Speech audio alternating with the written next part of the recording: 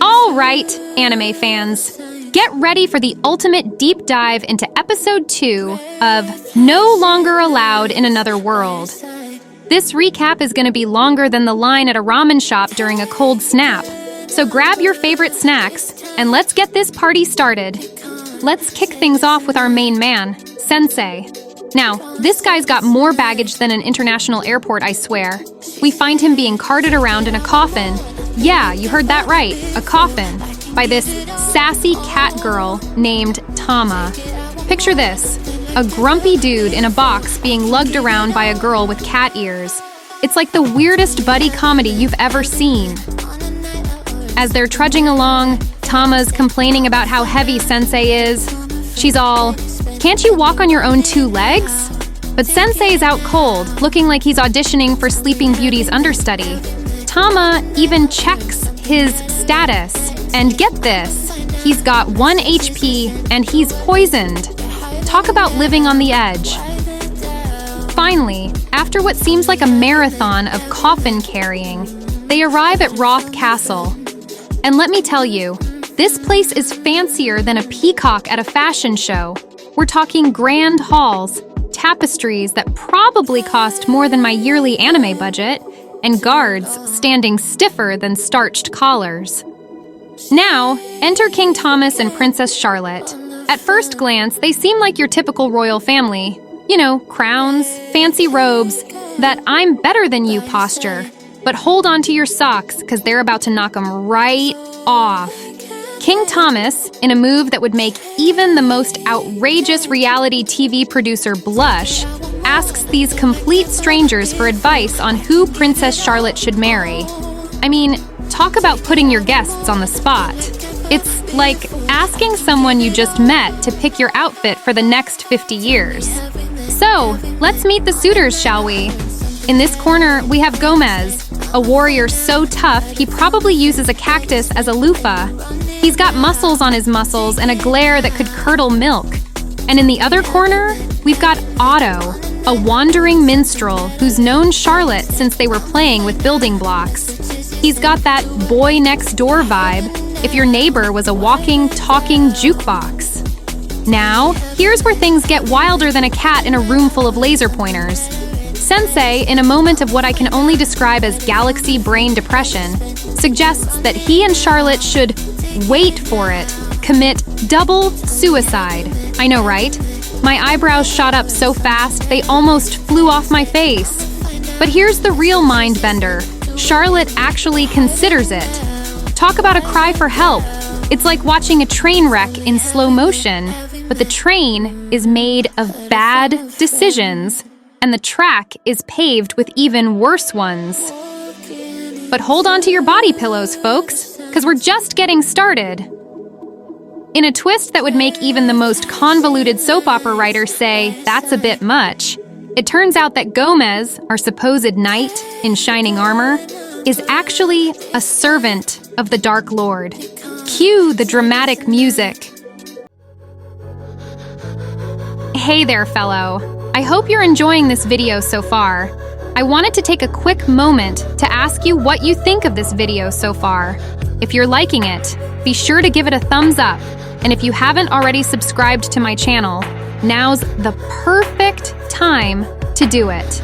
By subscribing, you'll stay up to date on all my latest videos and updates, and you'll get to see even more awesome content. So what are you waiting for?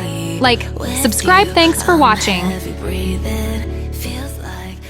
He goes full villain mode, sprouting horns and everything. It's like watching a cosplay gone horribly wrong. He starts attacking everyone like they're the last slice of pizza at a party. The castle turns into a full-on battle royale, faster than you can say plot twist. Just when you think it's game over, man, Tama leaps into action. And let me tell you, this cat girl's got moves that would make a parkour expert weep with envy. She's flipping, kicking, and punching like she's auditioning for Crouching Tiger, Hidden Kitty. It's a sight to behold. And Otto? Oh, sweet naive Otto. In the middle of this chaos, this musical maestro decides now's the perfect time to debut his new song. I mean, talk about reading the room, buddy. It's like bringing a kazoo to a gunfight. but you gotta admire his dedication to his art, even if his timing is worse than a sundial at midnight. Now, here's where things get juicier than a gossip magazine at a hair salon. Charlotte, who was ready to RSVP to the great beyond earlier, has an epiphany so bright it could be seen from space. She decides she wants to live and protect her kingdom. It's like watching a butterfly emerge from its cocoon, except the butterfly is a badass queen-to-be, and the cocoon is made of bad decisions and daddy issues. In a move that had me slow clapping so hard I think I sprained my wrists, she becomes the new queen at just 16 years old. Forget sweet 16.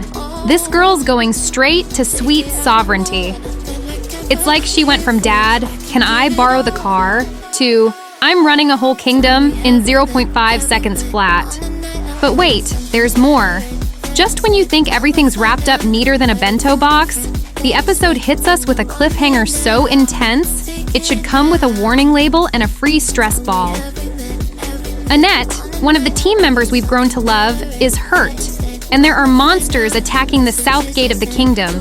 It's like they took the tension dial and cranked it up to 11, broke off the knob, and then cranked it up some more.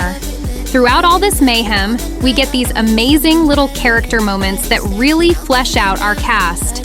There's Tama, constantly annoyed at being called Tama, but still kicking butt and taking names.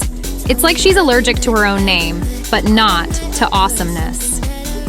Every time someone calls her Tama, you can practically see the anime anger marks popping up on her forehead. Sensei, despite having a cloud of gloom following him around like a lost puppy, actually gives some pretty solid advice. It's like watching a fortune cookie come to life, but with more suicidal tendencies.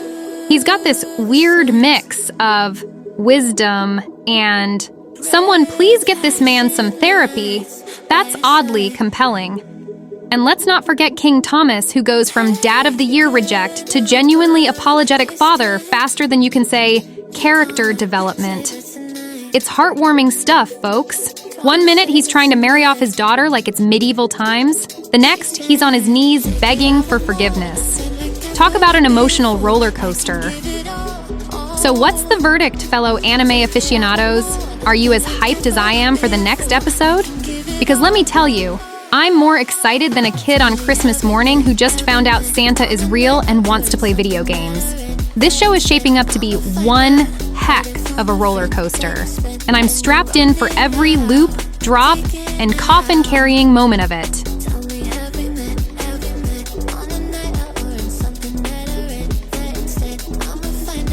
Messages you sent